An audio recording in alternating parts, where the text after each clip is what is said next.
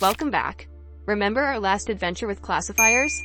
This time, we're taking it up a notch and diving into regression. Let's see if ChatGPT can help us predict how much cats will love their food. Is it possible to transform star ratings into real insights? First, let's set our goal. Instead of asking if a product is tasty, we want to predict how tasty it is by forecasting star ratings. But remember, don't overwhelm ChatGPT with a big ask, break it down step by step.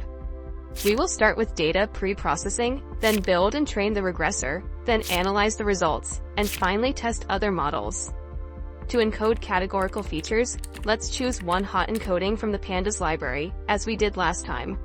To keep the number of unique companies manageable, we'll only consider those that have at least 10 products. Too many features can hurt small datasets. Next, we need scaling. For instance, while the price and number of comments range from a few to several thousand, features like flavor vary between 0 and 1. Without scaling, the model might give disproportionate weight to larger numerical ranges. Standardization requires features to be normally distributed. But as you may recall from exploratory data analysis, our features are not. So let's choose normalization.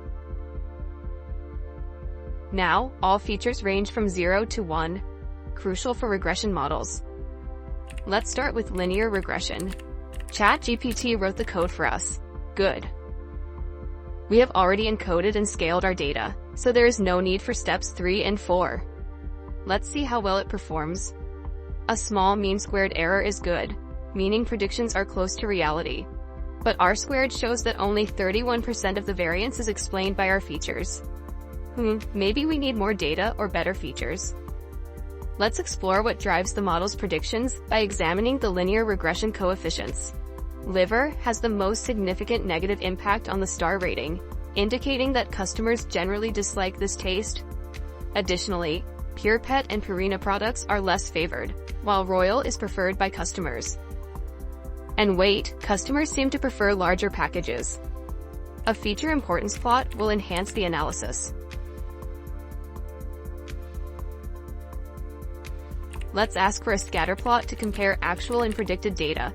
Ideally, points should align closely along the diagonal. Let's check it out. Look, it's not that bad, just a few points far off the diagonal.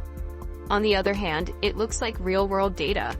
Only artificially created datasets work perfectly.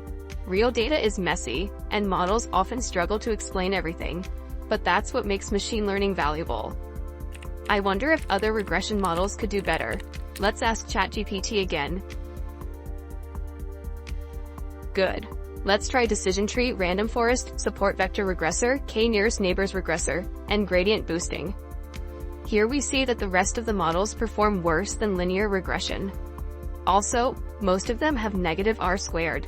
This tells us that these models are worse than simple common sense, like just guessing the average star rating for all products.